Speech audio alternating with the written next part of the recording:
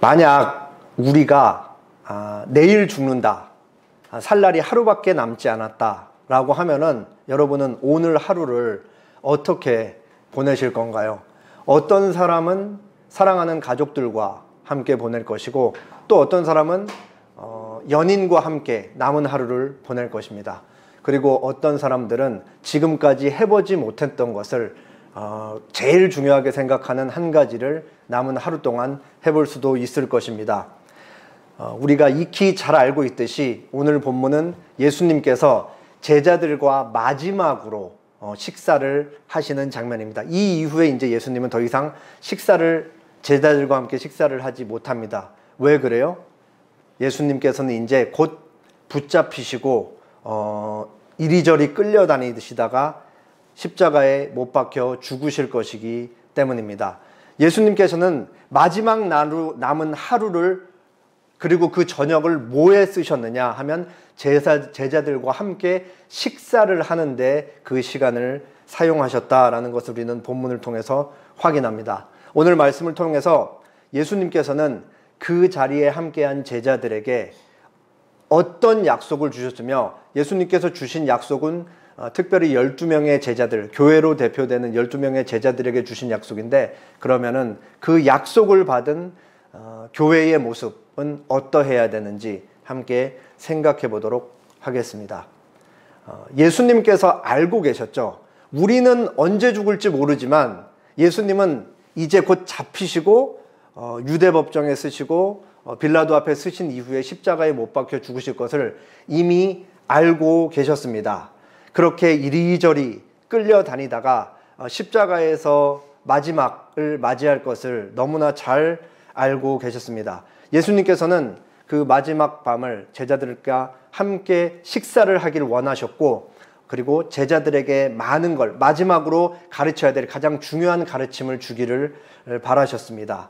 예수님께서 공생의 3년을 사시면서 제자들이 굉장히 많이 있었죠. 근데 오늘 이 마지막 날 저녁 식사 자리에 함께 초대된 제자들은 사도들이라고 불리는 12명의 사람들만 초대가 되었습니다. 예수님은 그 12명의 제자들, 사도들이라 불리는 12명의 제자들만 특별하게 초대를 해서 예수님과 함께 마지막 식사를 그렇게 나누시고 가르치려는 작정을 하셨습니다. 그리고 예수님께서 제자들과 함께 하시는 그 마지막 식사는 평상시에 먹는 그냥 일반적인 식사 자리가 아니었습니다. 어떤 식사 자리였죠? 유월절 식사, 유대인의 절기 중에 제일 중요한, 우리나라로 치면은 뭐 사실 제일 맞는 거는 이제 광복절이라고 해야 될 텐데, 우리나라는 뭐 광복절보다 더 중요하게 지키는 절기들이 있죠. 어쨌든 유대인들에게는 제일 중요하게 여기는 절기인 유월절 식사를 같이 나누실 참이었습니다. 그리고 유대인들이 수천 년간 전통적으로 지켜온 매우 중요한 저녁 식사 자리였습니다. 먼저 본문을 살피기에 앞서 이거 사실 누가복음 할 때 한번 설명을 들었는데 거의 까먹으셨을까봐, 유대인들이 긴 역사에 걸쳐서 어떤 순서로 유월절 식사를 했는지 제가 짧게 소개를 좀 하겠습니다. 일반적으로는 가족끼리 유월절 식사를 해요.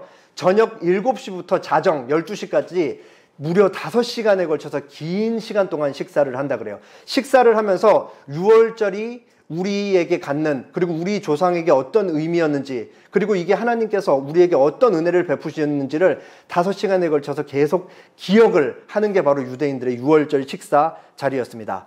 먼저 가장 아버지죠. 아버지가 가족들을 대표해서 하나님께 감사 기도를 드립니다. 감사 기도를 뭐라고 드리냐면, 하나님을 찬송합니다. 포도나무의 열매를 맺게 해주셔서 우리에게 먹을 것 주신 하나님을 찬송합니다 라고 그렇게 감사 기도를 하는 후에 일반적으로는 이제 물을 탄 포도주 잔을 이렇게 가족들에게 다 돌립니다. 이게 그 유월절 식사 자리에서 첫 번째로 나누는 잔이었습니다. 그리고 이 첫 번째 잔을 나누어서 마신 이후에 그 모인 그 모든 사람들이 과거 이스라엘 자신들의 조상들이 경험했던 그 출애굽 그 시간을 기억하고 애굽에서 얼마나 그 자신의 조상들이 고통스러운 시간을 경험했는지 쓴 나물 먹으면서, 그러니까 이 미각을 통해서 이 쓴 거 먹으면 되게 맛이 좋지 않잖아요. 그러니까 그 쓴 나물을 먹으면서 조상들이 경험했던 그 애굽에서 종살이였던 때를 기억을 하는 겁니다. 두 번째로 쓴 나물을 먹는 거예요. 그러면 세 번째로 이제 가족에서 아들이 이 날, 이 유월절을 기념하는 이 유월절 식사 자리는 다른 평상시와 어떻게 구별되는 다른 날입니까? 라고 그렇게 묻습니다. 그러면은 아버지는 그 아들이 물은 거에 대해서 이 출애굽을 기념하는 자리고 이 날은 하나님께서 정하신 특별한 날이다라는 것을 가르쳐 줍니다. 그리고 이제 네 번째로는 유월절 식사에 보통 시편 113편부터 118편까지 그 자리에 앉아서 이 유대인들이 달달 외우고 있는 시편을 찬송하는데, 네 번째로는 하나님을 찬송할 때 시편 113편과 114편을 찬송을 한다고 합니다. 이 찬송을 통해 하나님의 영광을 들어 높이고 손을 씻은 다음에 다 같이 두 번째 잔을 나누고 마신다고 합니다. 이제부터 본격적으로 이제 본식이 시작된 거예요. 지금까지는 에피타이저였다면 지금부터는 본식이 시작되는 거죠. 본식은 뭐를 먹느냐? 유월절을 기념하기 위해서 누룩, 이스트가 들어가지 않은 그 딱딱하고 맛없는 빵을 나눠 먹습니다. 여기 왜 그 누룩이 들어가지 않는 빵을 먹느냐? 이스라엘 백성들이 출애굽할 때 급하게 나와야 됐기 때문에 그 급하게 음식을 먹고 배만 채워야 될 때는 거기에 누룩을 넣어서 불릴 시간이 없잖아요. 그러니까 그 누룩이 들어가지 않는 무교병, 딱딱한 빵을 먹는 것을 기억하면서 과거를 그렇게 조상들이 경험했던 걸 기억을 하는 것이죠. 그리고 무교병을 먹고 유월절에 바쳐졌던 어린 양을 그 자리에서 그 잡아놓은 양을 같이 베어서 나누어 먹습니다. 그리고 식사를 계속 쭉 해요. 그리고 양까지 다 먹은 다음에 마지막으로 세 번째 잔을 다 같이 돌려서 마십니다. 그리고 세 번째 잔까지 다 마시고 입을 다 헹군 다음에 마지막으로 하나님께 시편 115편부터 118편까지 감사 찬송을, 유월적으로 허락하신 하나님께 감사하다는 찬송을 쭉 드리고 마지막으로 포도주 네 번째 잔을 돌려서 마시고 자정쯤에 유월절 식사가 끝납니다. 유대인은 수천 년에 걸쳐서 이 전통을 계속 유지하면서 유월절마다 이 하나님께서 자기들의 조상들을 어떻게 구원했는지를 늘 기념하면서 그렇게 살아왔던 거예요. 예수님께서 이 순서를 염두에 두시고 이 자리에서 유월절 식사를 이제 예수님이 오신 신약 시대에 사는 예수님을 믿는 그리스도인들에게는 더 이상 유월절을 지키지 않고 성만찬을 지켜야 한다고 유월절을 성만찬으로 바꾸십니다. 이제 이 순서와 예수님이 유월절에서 성만찬을 바꾸시는 것을 염두에 두시고 본문을 살펴보겠습니다. 제가 17절까지 읽을 테니까 여러분이 18절 읽어주시기 바랍니다. 이르시되 내가 고난을 받기 전에 너희와 함께 이 유월절 먹기를 원하고 원하였노라. 내가 너희에게 이르노니 이 유월절이 하나님의 나라에서 이루기까지 다시 먹지 아니하리라 하시고 이에 잔을 받으사 감사 기도하시고 이르시되 이것을 갖다가 너희끼리 나누라.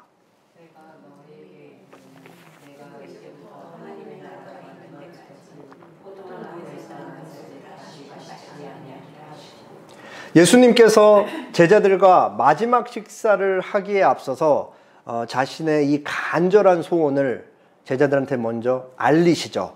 내가 이 마지막 밤 그리고 너희와 마지막으로 함께하는 이 유월절 식사를 원했다. 근데 원하고 원하였다라고 할 만큼 아주 간절하게 이 마지막 식사 자리를 원했다라는 거예요.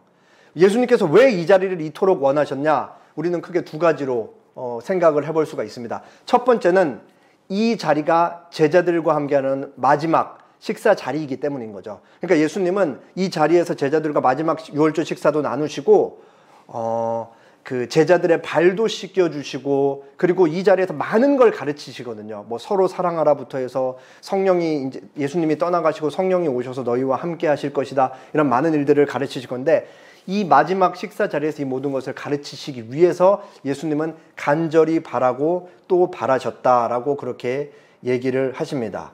그리고 예수님께서 제자들과 함께한 이 유월절 식사가 마지막 유월절 식사가 될 것이기 때문입니다. 이제 예수님의 죽음으로 그 제자들은 더 이상 유월절을 지키지 않아도 되는 것입니다. 여기서 예수님께서는 뭐라고 말씀하시냐면 이제부터 하나님의 나라가 임할 때까지 포도나무에서 난 것을 다시 마시지 아니하리라. 18절에 이렇게 말씀하시고 16절에는 이 유월절이 하나님의 나라에서 이루기까지 다시 먹지 아니하리라. 그러니까 이제 이 유월절이 더 이상은 없다라는 거예요. 이것을 먼저 예수님께서 제자들에게 확실하게 알리시기 위해서 이 자리를 너무 중요하게 생각을 하셨던 겁니다. 우리가 잘 알지만 이 유월절이라는 것은 유대인들을 위한 절기잖아요. 신약시대에 사는 사람들은 이 유월절을 더 이상 지킬 필요가 없기 때문에 이 마지막 자리를 예수님께서 되게 중요하게 생각을 하셨습니다. 그리고 이제 17절에 예수님께서는 아까 제가 말씀드렸던 순서에서 첫 번째 잔을 그렇게 마시는 잔을 드시고 하나님 앞에 감사기도를 드리셨습니다. 그리고 감사기도를 드리신 다음에 제자들한테 너희들에게 이것을 서로 나누라 라고 그렇게 말씀을 하신 거죠. 그리고 제가 방금 전에 말씀드렸듯이 잔을 나누시면서 예수님께서 제자들에게 뭐라고 하시냐, 하나님의 나라가 임할 때까지 포도나무에서 난 것 이것을 다시는 마시지 아니하리라. 여기서 예수님은 아주 중요하게 이게 마지막 유월절 식사 자리가 될 것이고 동시에 예수님께서 뭘 말씀하시냐, 지금 여기서는 이제 마지막으로 마시면 이제 다시 마시게 될 날이 올 것이다 라고 이제 미래에 어떤 일들이 일어날 것까지도 약속을 거기서 주셨다라는 것을 우리가 알 수 있습니다. 그리고 예수님은 이 유월절 자리를 이제 성만찬 자리로 바꾸십니다. 또 떡을 가져 감사기도 하시고 떼어 그들에게 주시며 이르시되 이것은 너희를 위하여 주는 내 몸이라. 너희가 이를 행하여 나를 기념하라 하시고 20절 같이 읽을게요. 저녁 먹은 후에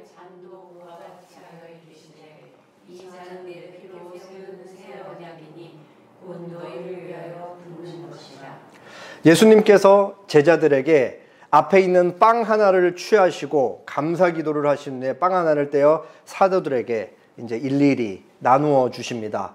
그러면서 예수님께서 뭐라고 말씀하시냐, 이것은 너희를 위하여 주는 내 몸이라. 너희가 이를 행하여 나를 기념하라 하면서 이제 떡을 떼주시는 거죠. 여기서 기념하다라는 단어는 기억하다라는 거예요. 예수님께서 제자들 눈앞에 보이는 건 지금 뭐예요?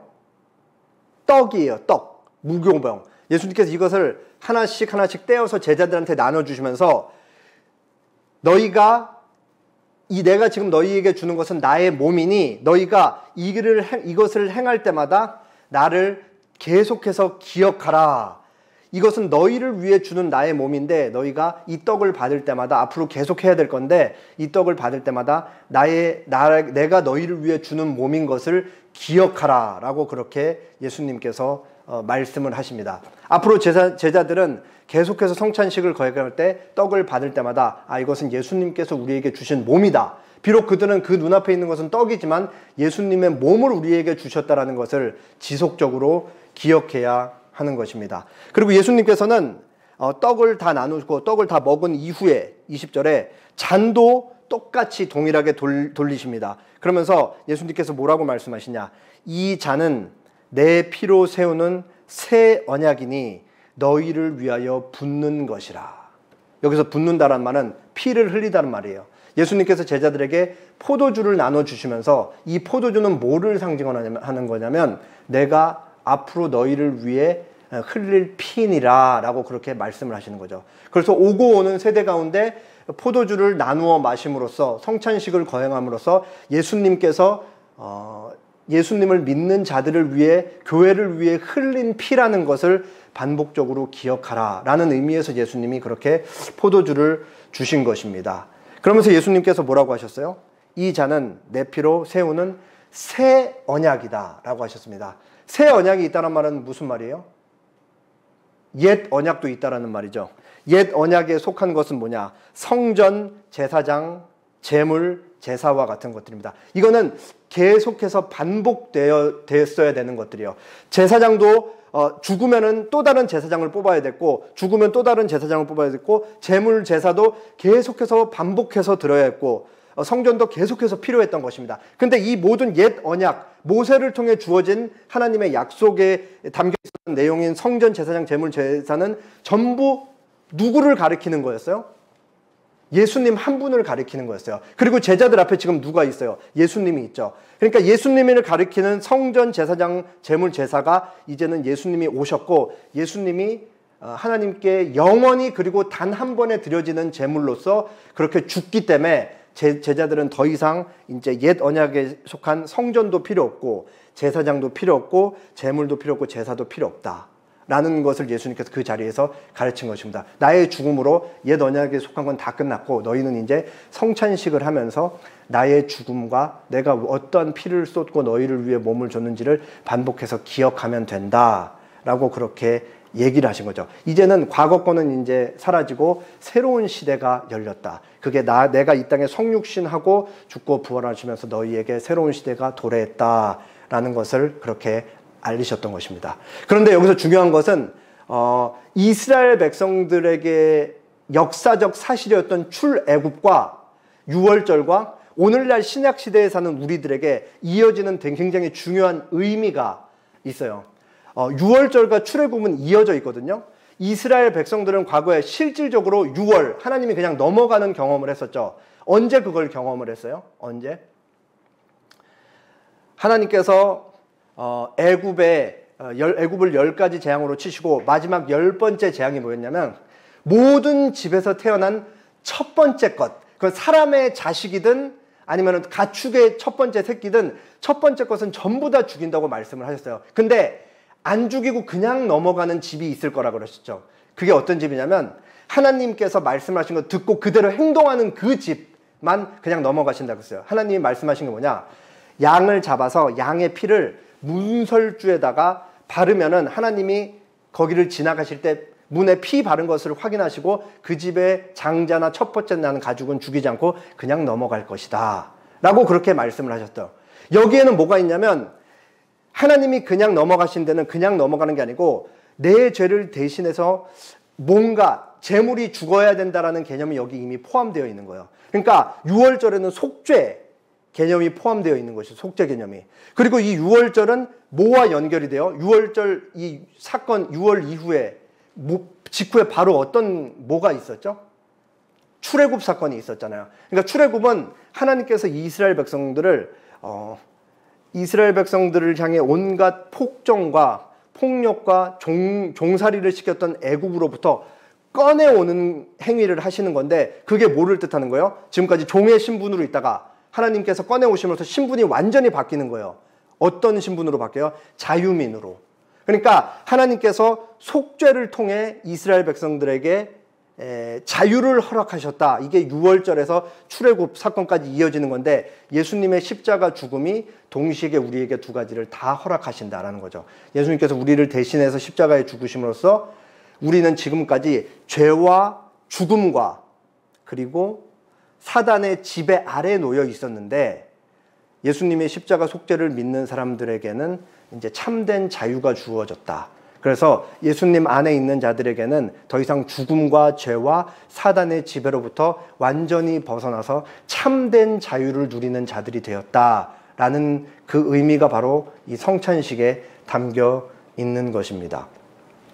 그래서 예수님께서는 자신의 몸을 상징하는 떡, 그리고 피를 상징하는 포도를 주시면서 이것을 반복하여 행하고 잊지 말고 계속 기억하라 라고 그렇게 교회에 말씀을 하시는 것입니다. 예수님께서 왜 도살장에 끌려가는 어린 양과 같이 유대 기득권층의 그 온갖 폭력에 아무런 저항도 하지 않으시고, 실제로 무죄하셨으면서 빌라도 앞에서도 아무 말씀도 하시 아니하셨고, 그냥 그렇게 무기력하게 아무런 흠모할 만한 것도 없는 모양으로 그렇게 십자가에 달려서 마치 누군가 볼 때는 저 사람 진짜 죄 지은 것처럼 그렇게 달려 돌아가시는지, 그것이 당시 유대 사회를 장악하고 있던 기득권 중에 온갖 폭력과 죄악된 모습 때문에 그렇게 끌려가셨던 것을 우리는 기억하는 것이지만, 동시에 더 중요하게는 근본적인 이유로 예수님이 왜 지금 그 공생의 3년 동안 십자가 길을 걸어가셨냐, 그리고 십자가에 달려 돌아가실 수밖에 없었냐, 제자들이 성찬식에서 진짜 중요하게 기억해야 되는 것은 무엇이냐 하면, 그 길이 하나님께서 자기 백성을 너무 사랑하시기 때문에 자기의 독생자인 아들을 내어주시는 그 뜻에 예수님이 순종하여 가신 길이었다라는 것을 우리가 성찬식을 통해 기억을 하는 것입니다. 그렇게 예수님께서는 하나님의 백성, 자기가 사랑하는 백성들에게 그들에게 생명을 주시고 그들에게 참된 자유를 주시기 위해서 자신의 전부를 내어주시는 것, 그것이 뭐냐, 바로 자신의 목숨까지도 아끼지 않고 그들을 대신해서 십자가에서 그렇게 달려 죽는 것을 선택했다. 이것이 하나님의 뜻이었다라는 것을 우리가 성찬식을 통해 확인을 하는 것이죠. 그리고 이게, 이 성찬식이라는 게 교회의 중요한 표지가 되는 것입니다. 우리가 주님의 떡을 상징하는 떡을 먹고 주님의 피를 상징하는 포도주를 마심으로써 이 세상 그 어떤 사람 두세 사람 이상 모인 공동체와는 달리 구별되는 공동체가 교회이다. 교회는 어떤 것이냐? 주님과 연합하는 곳이다. 주님의 떡과 피를 먹고 마시는 공동체이다라는 것을 우리가 확인을 하시는 것이죠. 그렇게 주님 동일한 행동, 떡과 포도주를 마시면서 우리가 예수님을 머리로 해서 한 몸으로 예수님과도 묶여있고 우리끼리 서로도 묶여있다라는 연합의 공동체인 것을 확인하는 자리가 바로 성찬식인 것입니다. 유월절 식사 자리와 오늘 본문 누가복음 22장에 있는 예수님께서 유월절을 성만찬으로 바꾸신 자리를 이제 비교해서 도식화를 했습니다. 중요한 게 하나가 빠져 있습니다. 먼저 필요한 준비는 뭐냐? 어린 양이 필요하고 무교병이 필요하고 그리고 쓴 나물이 필요하고 포도주가 필요하죠. 제일 중요한 네 가지 식재료입니다. 그리고 제가 아까 말씀드렸듯이 이제 첫 번째로 에피타이저로 첫 번째 잔을 나누고 이제 하나님께 감사기도를 하죠. 이 누가복음 22장 17절에 그대로 나와 있어요. 그리고 두 번째, 본격적으로 이제 본식에 들어갈 때 두 번째 잔을 나누고 찬송을 합니다. 그리고 19절에 이게 나와 있죠. 이것은 내 몸이라. 그리고 본식 세 번째 잔을 나누면서 감사기도와 축복기도를 하고 찬송을 합니다. 이것도 20절에 그대로 나와 있습니다. 이 잔은 내 피로 세우는 언약이라. 그런데 마지막 유월절 식사, 유대인들의 전통에서 지켰던 네 번째 찬송과 그리고 마지막 네 번째 잔을 나누는 게 오늘 본문 예수님께서 유월절에서 성찬식을 바꾸는 그 첫 번째 자리에 빠져 있습니다. 예수님께서 왜 이 네 번째 잔과 마무리 찬양하는 것을 의도적으로 빼셨다라는 건데, 왜 빼셨을까요? 예수님께서 이것을 미래로 미뤄둔 거예요. 예수님께서 약속을 이 성찬식에 두시는 거죠. 내가 이제, 제자들은 잘 모르잖아요. 아직까지도 예수님이 다음날 이제 곧 붙잡히시고 다음날 십자가에 죽으실 것을. 그리고 예수님이 죽으신 다음에 제자들은 다 망연자실해서 뿔뿔이 흩어져 있는데 예수님이 미리 약속을 하시는 거죠. 내가 너희를 영원한 왕으로서, 그리고 내가 너희의 신랑으로서 나의 신부인 교회를 다시 데리러 올 그날이 반드시 미래에 있을 것이다.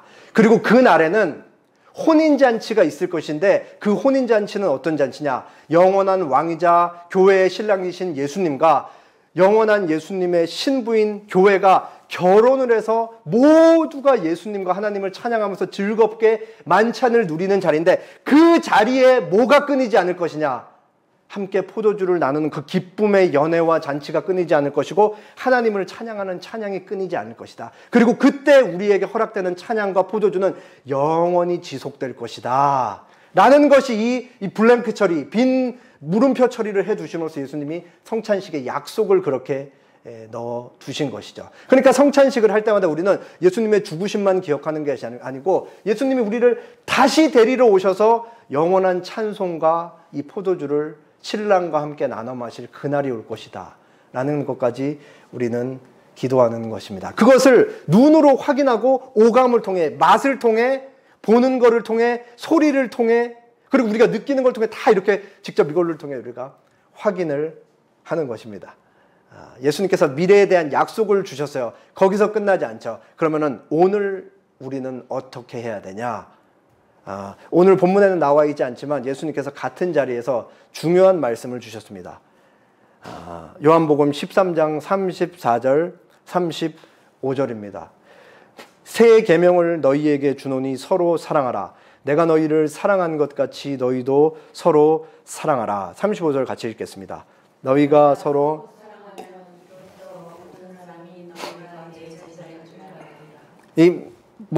굳이 의미를 설명하지 않아도 너무 단순한 얘기죠. 서로 사랑해야 된다. 예수님이 지금 앞에 있는 제자들을 두고 이 자리, 지금 서로 사랑하라는 말씀을 듣는 자리에는 가룟 유다는 이미 떠나고 없어요. 예수님을 팔기 위해 떠났어요. 예수님 앞에 11명의 제자가 있는데 예수님이 서로 사랑하라고 얘기했어요. 그러니까 베드로가 요한을 사랑하고 요한도 베드로를 사랑해야 된다. 도마가 안드레를 사랑하고 안드레가 도마를 사랑해야 된다. 제가 여러분을 사랑하고 여러분도 저를 사랑해야 된다. 서로 사랑하라 라고 그렇게 서로라는 개념을 굉장히 강조를 하고 있는 것이죠. 잘 생각해 보세요. 예수님이 이 서로 사랑하라는 말을 세상에 준 게 아니라고요. 우리가 세상에 나가서 살아갈 때 예수님을 믿지 않는 불신자들은 서로 사랑할 수가 없어요.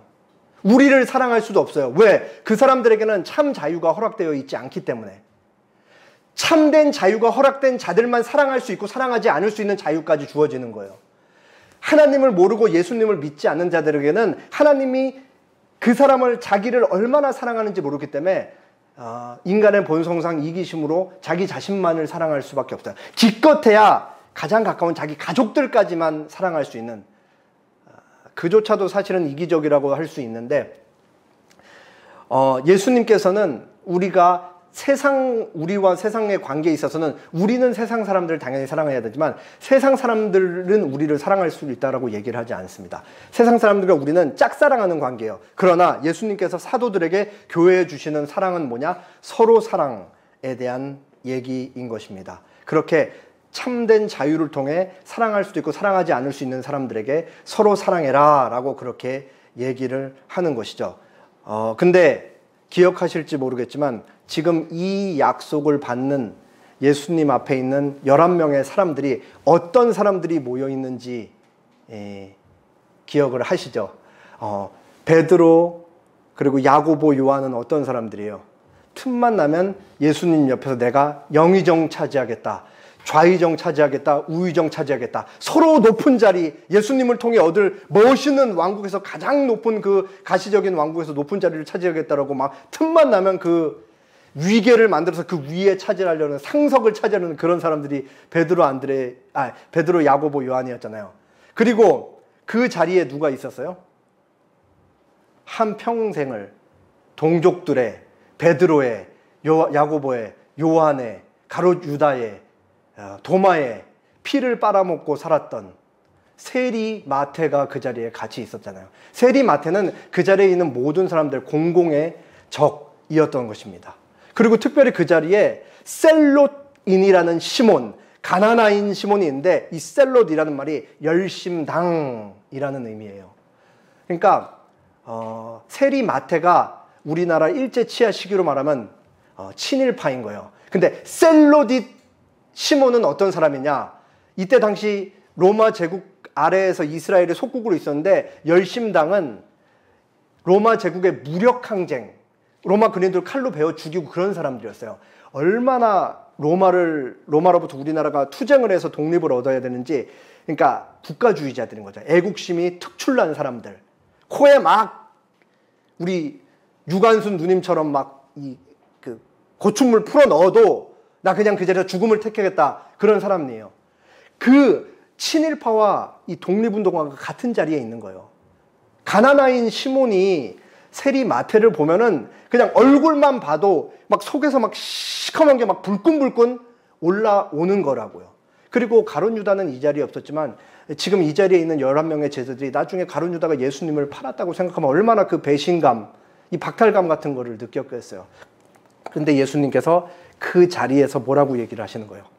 서로 사랑하라 라고 그렇게 얘기를 하신 거죠. 근데 그냥 사랑하라고 하신 게 아니고 내가 너희를 사랑한 것 같이 너희도 사랑하라.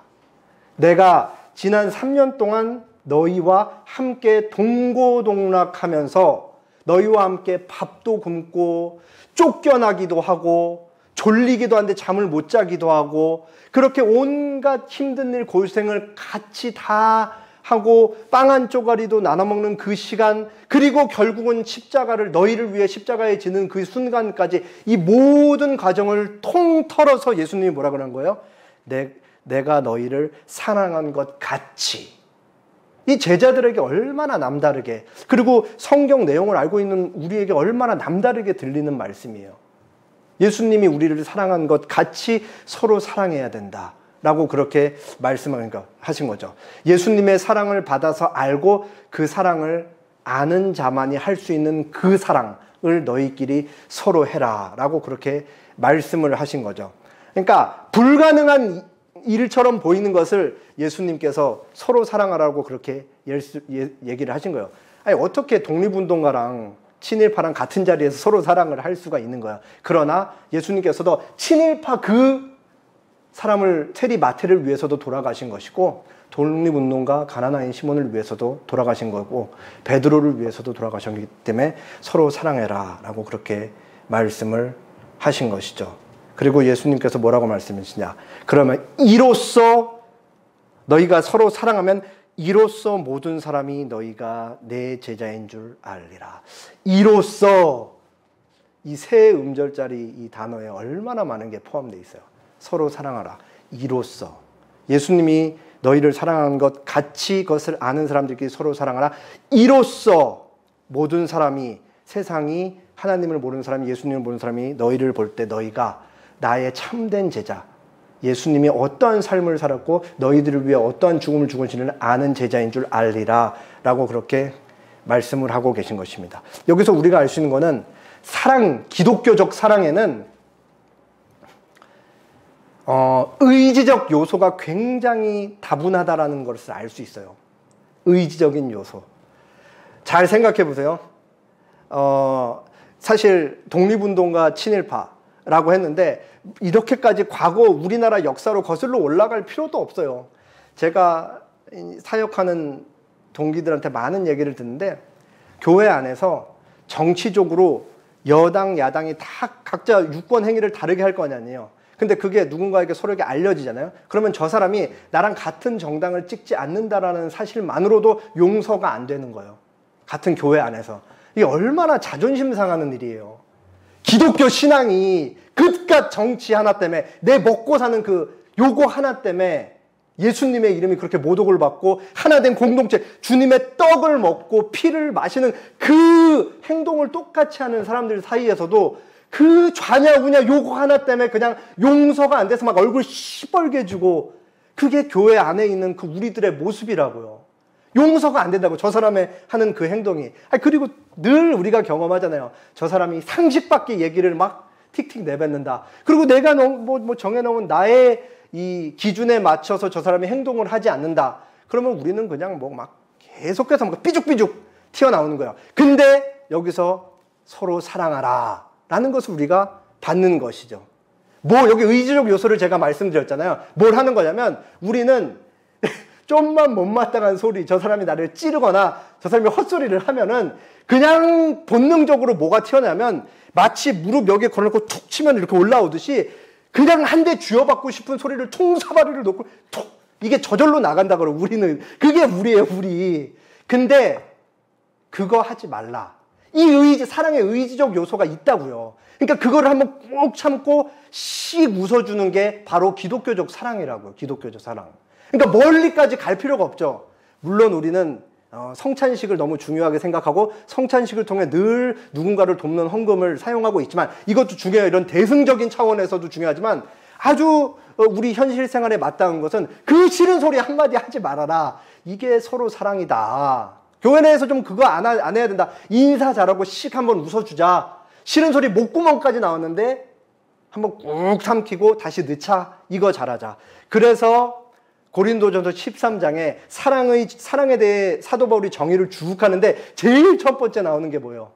사랑은 오래 참는 것이다 라고 그렇게 얘기하죠. 근데 되게 흥미롭게도 영역본 중에 이 사랑은 오래 참고라는 표현을 KJV와 ASV에서는 이렇게 번역했어요. KJV는 charity suffered long, 그리고 ASV는 love suffered long. 이 suffer이라는 단어가 고통당하다라는 거잖아요. 그러니까 사랑은 오래 고통받는 것입니다 라고 이렇게 번역을 했다고요. 얼마나 의미심장해요. 그러니까 본성상 그냥 헛소리하고 꼴배기는 사람이 눈 봤을 때는 한마디 쿡 해서 그냥 찍어 누르고 싶은데, 의지적으로 기독교적인 사랑으로 그거를 이렇게 찍어놓는 게 아니죠. 의지적으로 누르면서 그 누르는 것 자체가 우리는 본성상 이기적이고 그 말을 해야지 직성이 풀리기 때문에 안 하는 것 자체가 우리에겐 굉장한 고통인 거잖아요. 그러니까 사랑은 고통받는 것이다. 이렇게 얼마나 의미심장하게 번역을 해놨습니까? 참 우리가 곱씹어서 생각해야 될 말씀입니다. 그 종교개혁자들은 교회가 세상과 구별되는 표지, 겉으로 드러내야 되는 징표가 3가지가 있다고 얘기를 했어요. 첫 번째 뭐냐? 바른 말씀, 하나님의 말씀이 선포돼야 된다. 두 번째가 뭐냐? 성찬이 반드시 시행돼야 된다. 그리고 세 번째가 뭐냐? 죄가 공론화돼서 드러났을 때 권증을 해서 치리를 해야 된다. 이 3가지를 얘기했어요. 근데 제가 그 과거에도 한두 번 말씀드렸는데, 종교개혁자 중에 스위스 쭈리 2대 목사님이신 하인리 블링거 목사님은 이 3가지에다 눈에 보여야 되는 이 가시적 표지에 대해서 한 가지를 더 더하셨어요. 그게 뭐냐? 사랑.